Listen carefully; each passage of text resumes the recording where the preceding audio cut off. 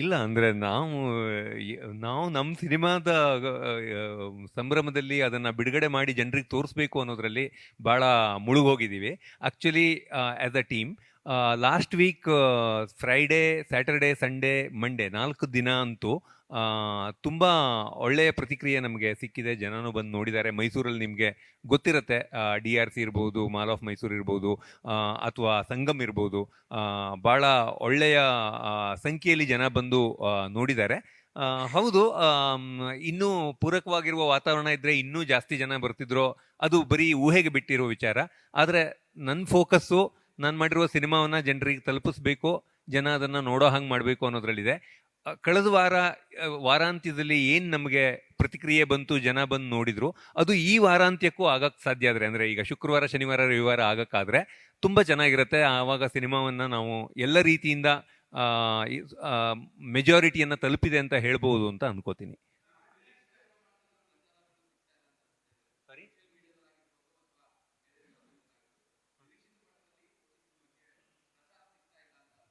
ಇಲ್ಲ ಇಲ್ಲ, ಅಯ್ಯೋ, ಹೋಗಿ ಬಂದವರೆಲ್ಲ ಪಾಪ ಅವರು ಹಾಕ್ತಿದ್ದಾರೆ.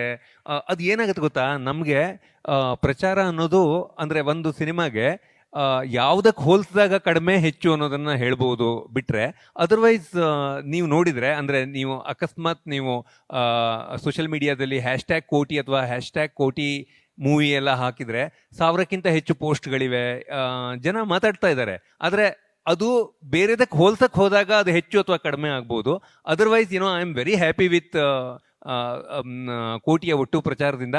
ಮತ್ತದು ಆಲ್ಮೋಸ್ಟ್ ನಮಗೆ ಕನ್ನಡದ ಅಂದ್ರೆ ಸಿನಿಮಾ ಪ್ರೀತಿಯ ಜನರಿಗೆ ಕೋಟಿ ಅಂತ ಒಂದು ಸಿನಿಮಾ ಬಂದಿದೆ ಅನ್ನೋದಂತೂ ಗೊತ್ತಾಗಿದೆ. ಸುಮಾರು ಫ್ಯಾಮಿಲಿಗಳು ಬಂದು ಕಳೆದ ವೀಕೆಂಡಲ್ಲಿ ನೋಡಿದ್ದಾರೆ. ಅವರು 10 ಜನರಿಗೆ ಹೇಳ್ತಾರೆ, ಮತ್ತು ಈ ವೀಕೆಂಡಲ್ಲಿ ಅದು ಒಂದು ಪುಷ್ ಕೊಡುತ್ತೆ ಅಂತ ನಂಬಿದ್ದೀನಿ.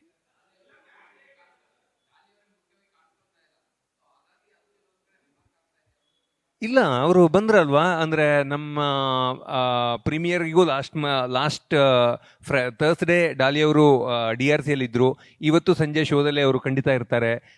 ಜೊತೆಗೆ ಅವರು ನಾವು ಥಿಯೇಟರ್ ವಿಸಿಟ್ಸ್ ಹೋದ್ವಿ, ಅಂದ್ರೆ ಜನರ ಜೊತೆ ಇಂಟರಾಕ್ಷನ್ಗೆ ಹೋದ್ವಿ. ಸೋಮವಾರ, ರವಿವಾರ, ಶನಿವಾರ 3 ದಿನ ಅವರು ಟೀಮ್ ಜೊತೆಗೆ ಇದ್ರು. ನೀವು ವಿಡಿಯೋಗಳನ್ನು ನೋಡಿರ್ಬೋದು, ನನ್ನ ಪೇಜಲ್ಲಿ ನಾನು ಅದನ್ನು ಶೇರ್ ಕೂಡ ಮಾಡಿದ್ದೀನಿ. ಅವ್ರ ಪೇಜಲ್ಲೂ ಅದು ಶೇರ್ ಆಗಿದೆ.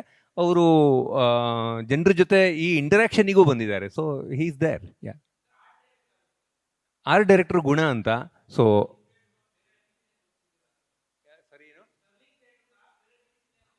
ಖಂಡಿತ ಅದು ಅವರ ಅಂದ್ರೆ ಆರ್ಟ್ ಡೈರೆಕ್ಷನ್, ಇದಕ್ಕೆ ಸುಮಾರು ಜನ ಮೆಚ್ಚುಗೆ ಕೊಟ್ಟಿದ್ದಾರೆ ಈ ಆರ್ಟ್ ಡೈರೆಕ್ಷನ್ ನ ವಿಷಯಕ್ಕೆ.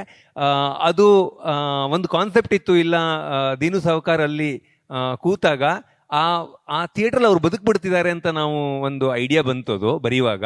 ಸೊ ಅದನ್ನು ನಾನು ಆರ್ಟ್ ಡೈರೆಕ್ಟ್ರಿಗೆ ಹೇಳಿದಾಗ ಅವರು ಅದನ್ನ ಡಿಸೈನ್ ಮಾಡಿಕೊಟ್ರು. ಆ್ಯಂಡ್ ಒಟ್ಟು ಆ ಡಿಸೈನ್ ಖಂಡಿತವಾಗೂ ಸುಮಾರು ಜನರಿಗೆ ಇಷ್ಟ ಆಗಿದೆ. ಸುಮಾರು ಜನ ಸೋಷಿಯಲ್ ಮೀಡಿಯಾದಲ್ಲಿ ಗುಡ್ ಆರ್ಟ್ ಡೈರೆಕ್ಷನ್ನಿಗೆ ಮೆಚ್ಚುಗೆ ಕೊಟ್ಟಿದ್ದಾರೆ. ಸೊ ಸ್ಟೆರ್ಲಿಂಗ್ ಥಿಯೇಟರ್ ಅಂದರೆ ಅದು ಸ್ವಲ್ಪ ಒಂದು ಫಿಕ್ಷಿಷಿಯಸ್ ಸಿಟಿಯಲ್ಲಿ ನಡೆಯೋದ್ರಿಂದ ಅದಕ್ಕೊಂದು ಚೂರು ಕ್ಯಾರೆಕ್ಟರ್ ಬೇಕು ಅಂತ ಅನಿಸ್ತು, ಆ್ಯಂಡ್ ಮಾಡಿದ್ವಿ.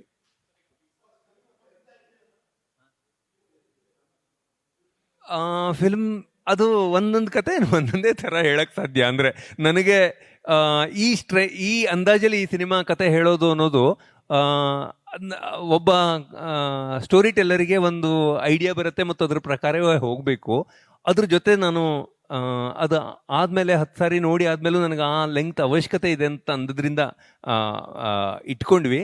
ಇದು ಅಂದ್ರೆ ಅದಕ್ಕೆ ಆ ವಿಷಯದಲ್ಲಿ ಮಿಕ್ಸ್ಡ್ ಒಪಿನಿಯನ್ ಕೂಡ ಇದೆ. ಅಂದ್ರೆ ಫ್ಯಾಮಿಲೀಸ್ ಏನು ನೋಡಿದ್ದಾರೆ, ಎಸ್ಪೆಷಲಿ ಫ್ಯಾಮಿಲೀಸ್, ಅಂದ್ರೆ ಅವರಿಗೆ ಈ ಸಿನಿಮಾದಲ್ಲಿ ಅಂದ್ರೆ ಯಾವುದು ಅನಗತ್ಯ ಅಂತ ಅನ್ಸಿಲ್ಲ, ಅಥವಾ ಪೇಸ್ ಅವರಿಗೆ ಪ್ರಾಬ್ಲಮ್ ಅಂತ ಅನ್ಸಿಲ್ಲ.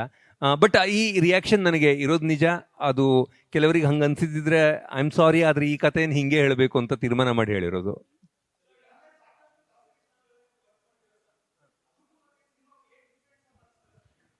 ತುಂಬ ಡಿಫರೆನ್ಸ್ ಇದೆ. ಇದು ಬೇರೆನೇ ಮಾಧ್ಯಮ, ತುಂಬ ಕಾಂಪ್ಲೆಕ್ಸ್ ಆಗಿರುವ ಮೀಡಿಯಂ ಇದು.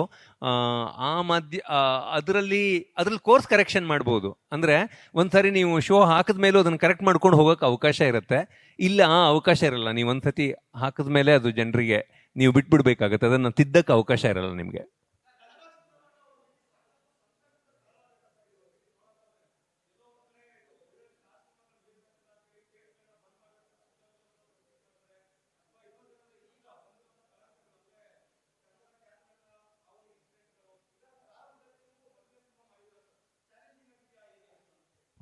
ತುಂಬಾ ಚಾಲೆಂಜಿಂಗ್ ಆಗಿದೆ ಅದು.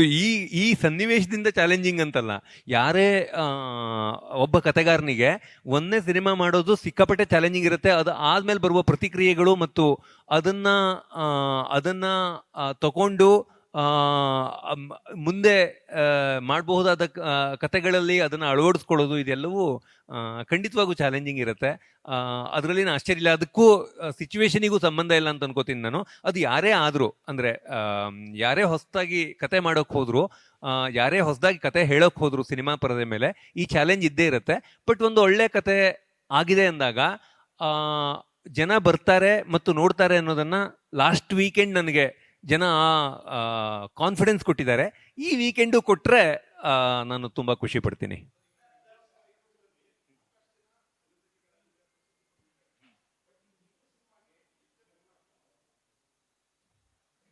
ಬಿಗ್ ಬಾಸ್ನವರ ಇಲ್ಲ, ಕಿರುತೆರೆಯವರು ತುಂಬ ಕೊಟ್ರಲ್ಲ. ಅಂದರೆ ಆ್ಯಕ್ಚುಲಿ ನಾನು ಪ್ರೀಮಿಯರ್ ಮಾಡಿದಾಗ ಎಲ್ಲರೂ ಬಂದರು, ಅದ್ರ ಬಗ್ಗೆ 4 ಲೈನ್ ಬರೆದಿದ್ದಾರೆ. ಸೊ ಒಂದು ಸಿನಿಮಾ ಅದರ ಕಂಟೆಂಟಿಂದ ಗೆಲ್ಲಬೇಕೇ ಹೊರತು ಬೇರೆ ಏನಿಂದಲೂ ಇಲ್ಲ. ಅವ್ರ ಸಹಕಾರ ಖಂಡಿತ ಇದ್ದೇ ಇದೆ, ಅದನ್ನು ನಾನು ಇಲ್ಲ ಅಂತ ಹೇಳ್ತಿಲ್ಲ. ನಮ್ಮ ಸಿನಿಮಾ ಕೋಟಿ ಸಿನಿಮಾ ಬೇರೆ ಯಾವ ಕಾರಣದಿಂದ ಗೆಲ್ಲಕ್ಕೆ ಸಾಧ್ಯ ಇಲ್ಲ. ಕೋಟಿ ಸಿನಿಮಾ ಗೆಲ್ಲಕ್ಕೆ ಸಾಧ್ಯ ಇದ್ದರೆ ಅದು ಅದರ ಕಥೆಯಿಂದ ಗೆಲ್ಲಬೇಕು, ಧನಂಜಯ ಅವರ ಅಭಿನಯದಿಂದ ಗೆಲ್ಲಬೇಕು, ಸಾವುಕಾರರ ಮ್ಯಾನರಿದಮ್ಮು ಮತ್ತು ಆ ಕ್ವರ್ಕಿನೆಸ್ ಕೊಡುವ ಎಂಟರ್ಟೈನ್ಮೆಂಟಿಂದ ಗೆಲ್ಲಬೇಕು, ನವಮಿಯ ಬಿಕ್ಕಳಿಗೆ ಕೊಡುವ ಮಜಾದಿಂದ ಗೆಲ್ಲಬೇಕು, ತಂಗಿ ತಮ್ಮ ಅವರ ಒಂದು ತುಂಟ ಅಪ್ರೋಚ್ ಏನಿದೆ ಈ ಇಡೀ ಕ್ಯಾರೆಕ್ಟರ್ದು, ಆ ಎಲ್ಲ ಅಂಶಗಳು ಸೇರಿ ಸಿನಿಮಾ ಗೆಲ್ಲಬೇಕು. ಅದನ್ನೇ ನಂಬ್ತೀನಿ ನಾನು. ಆ್ಯಂಡ್ ಐ ಥಿಂಕ್ ಸೊ ಕೋಟಿ ಅಂತ ಒಂದು ಸಿನಿಮಾ ಬಂದಿದೆ. ಇದೊಂದು ಅಚ್ಚ ಕನ್ನಡದ ಒಂದು ಫ್ಯಾಮಿಲಿ ಎಂಟರ್ಟೈನರ್ ಅನ್ನೋದನ್ನು ತಲುಪಿಸೋ ನಿಟ್ಟಿನಲ್ಲಿ ನನ್ನ ಸ್ನೇಹಿತರೆಲ್ಲರೂ ನನ್ನ ಜೊತೆ ನಿಂತಿದ್ದಾರೆ. And I am really really thankful.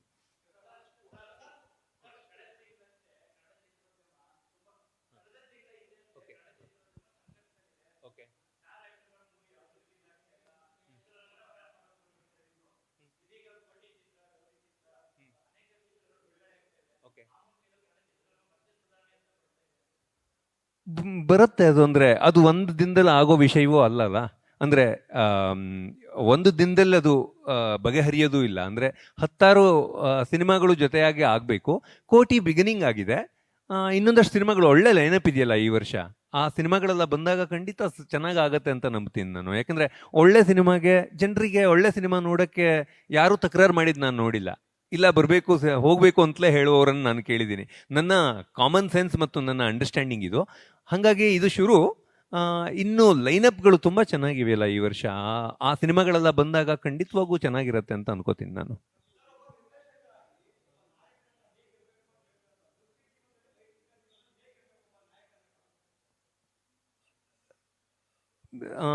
ನನಗೆ ನಾನು ಕಲಾವಿದರನ್ನು ಹುಡುಕ್ತೀನಿ ಅಷ್ಟೇ. ಈಗ ಡಾಲಿ ಒಬ್ಬ ಕಲಾವಿದ ಆಗಿ ನಾನೊಂದೇನೋ ಕ್ಯಾರೆಕ್ಟರ್ ಸ್ಕೆಚ್ ಹಾಕಿದ್ದೀನಲ್ವಾ, ಅದನ್ನು ಬರೆಯೋಕ್ಕಾಗಬೇಕು, ಅದನ್ನು ಮಾಡೋಕ್ಕಾಗಬೇಕು ಅವರಿಗೆ. ನನಗೆ ಮೊದಲು ಬರೆಯೋಕ್ಕಾಗಬೇಕು ಆ ಕ್ಯಾರೆಕ್ಟ್ರನ್ನು, ಅದನ್ನು ಅವರು ತೆರೆ ಮೇಲೆ ತರೋಕ್ಕಾಗಬೇಕು. ಆ್ಯಂಡ್ ಅದನ್ನು ಶ್ರದ್ಧೆಯಿಂದ ಮಾಡಬೇಕು. ಟೈಮಿಂಗು ಇತ್ಯಾದಿ ಇರ್ಬೋದು, ಪ್ರೊಫೆಷ್ನಲಿಸಮ್ ಇರ್ಬೋದು, ಇದನ್ನು ತರಕ್ಕೆ ಆಗಬೇಕು. ಒಬ್ಬ ನಿರ್ದೇಶಕ ಆಗಿ, ಒಬ್ಬ ಕತೆಗಾರ ಆಗಿ ನನಗೆ ಮುಖ್ಯ ಆಗೋದಿದು. ಆ್ಯಂಡ್ ಅದನ್ನು ಧನಂಜಯ ಅವರು ಈ ಸಿನಿಮಾದಲ್ಲಿ, ನೀವು ಕೋಟಿ ಸಿನಿಮಾ ಹೋಗಿ ನೋಡಿದರೆ ಅದ್ಭುತವಾಗಿ ಅದನ್ನು ನಿಭಾಯಿಸಿದ್ದಾರೆ. ಅಂದರೆ ಇದು ಒಂದು ಹೀರೋಯಿಸಮ್ನ ಸಿನಿಮಾ ಅಲ್ಲ, ಇದೊಂದು ಒಬ್ಬ ಸಾಮಾನ್ಯ ಹುಡುಗನ ಕತೆ ಕೋಟಿ ಅನ್ನೋದು. ಸೊ ಆ ಕಾರಣದಿಂದ ನನ್ನ ಪಾಯಿಂಟಲ್ಲಿ ಯಾವ ಥರ ಇರಬೇಕೋ ಆ ಥರ ಅಭಿನಯಿಸಿ ಜನರ ಮೆಚ್ಚುಗೆಯನ್ನು ಅವ್ರು ಗಳಿಸಿದ್ದಾರೆ ಅಂತ ಹೇಳ್ತೀನಿ.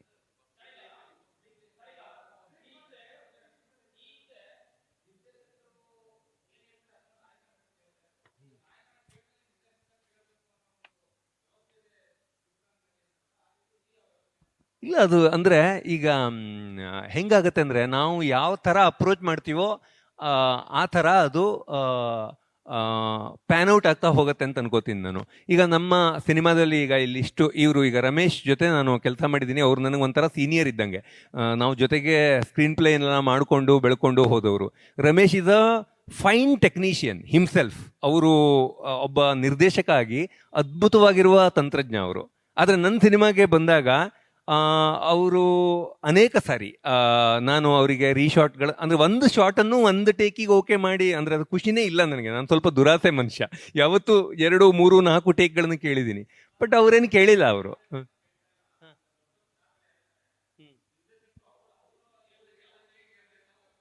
ಬಟ್ ನನ್ನ ಅನುಭವದಲ್ಲಿ ನಾನು ಈಗ ಸುದೀಪ್ ಅವ್ರ ಜೊತೆ ಕೆಲಸ ಮಾಡಿದ್ದೀನಿ ಅಥವಾ ಅಪ್ಪು ಅವ್ರ ಜೊತೆ ಕೆಲಸ ಮಾಡಿದ್ದೀನಿ, ನನಗೆ ಯಾವತ್ತೂ ನೀವು ಹೋಗಿ ಕನ್ವಿನ್ಸ್ ಅಂದರೆ ಇದು ರಿಕ್ವೈರ್ಮೆಂಟ್ ಅಂತ ಹೇಳಿದಾಗ ಯಾರು ಇಲ್ಲ ಅಂತ ಹೇಳಲ್ಲ, ಯಾವ ಕಲಾವಿದರು ಇಲ್ಲ ಅಂತ ಹೇಳಲ್ಲ. ನನ್ನ ಪ್ರಕಾರ ಇದೆಲ್ಲ ಒಂದು ಅಂದರೆ ಹೊರಗಡೆಯಿಂದ ಅದು ಒಂದು ಕ್ಲಾರಿಟಿ ಇಲ್ಲದೆ ಇರುವಾಗ ಸಣ್ಣ ಡಿಫ್ರೆನ್ಸಸ್ ಇರಬಹುದು, ಇಲ್ಲ ಅಂತ ನಾನು ಹೇಳಲ್ಲ. ಬಟ್ ಓವರ್ ಆಲ್ ಒಬ್ಬ ಕಲಾವಿದ, ಯಾಕೆಂದರೆ ಒಬ್ಬ ಸೂತ್ರಧಾರನಿಗೆ, ಕತೆಗಾರನಿಗೆ ಆ ಇಡೀ ಟ್ರಾವೆಲ್ ಗೊತ್ತಿರುತ್ತಲ್ವ. ಯೂಶ್ವಲಿ 99.9% ನನ್ನ ಅನುಭವದಲ್ಲಿ ಈಗ ನೀವು ಹೇಳಿರುವ ಸಂದರ್ಭ ಎದುರಾಗೇ ಇಲ್ಲ. ಯೂಶ್ವಲಿ ಪ್ರಶ್ನೆಗಳು ಬಂದಿವೆ, ಪ್ರಶ್ನೆಗಳಿಗೆ ಉತ್ತರ ನಾನು ಕೊಟ್ಟಿದ್ದೀನಿ, ಕೊಟ್ಟ ಕೂಡಲೇ ಅದು ಯೂಶ್ವಲಿ ಸಾಲ್ವ್ ಆಗಿ ಅದು ಮುಂದೆ ಹೋಗಿದೆ.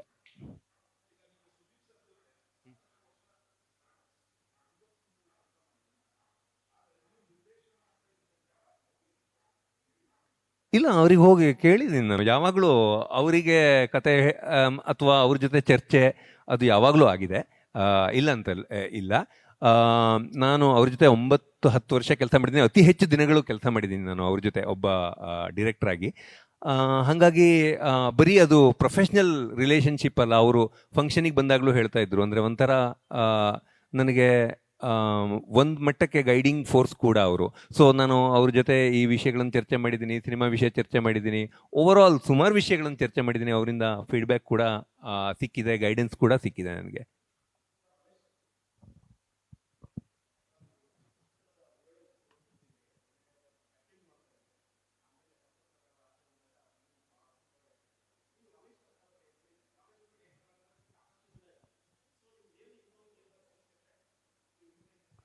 ಇಲ್ಲ, ರಮೇಶ್ ಇಂದಿರಾ ಅಂತ ನಾನು ಒಬ್ಬನೇ ಇರೋದು. ರಮೇಶ್ ಚಂದ್ರ ಅಲ್ಲ, ರಮೇಶ್ ಇಂದಿರಾ ಅಂತ ನಾನು ಒಬ್ಬನೇ ಇರೋದು. ಬೇರೆ ಯಾರು ಇದ್ದಂಗಿಲ್ಲ ನನಗೆ ಗೊತ್ತಿರೋ ಹಾಗೆ. ಇದ್ರೆ ಏನಾದರೂ ಇನ್ನು ಮುಂದಕ್ಕೆ ರಮೇಶ್ ಇಂದಿರಾ ಮತ್ತೊಂದು ಇನ್ನೇನಾದರೂ ಸೇರ್ಸೋಣ ಅಷ್ಟೇ.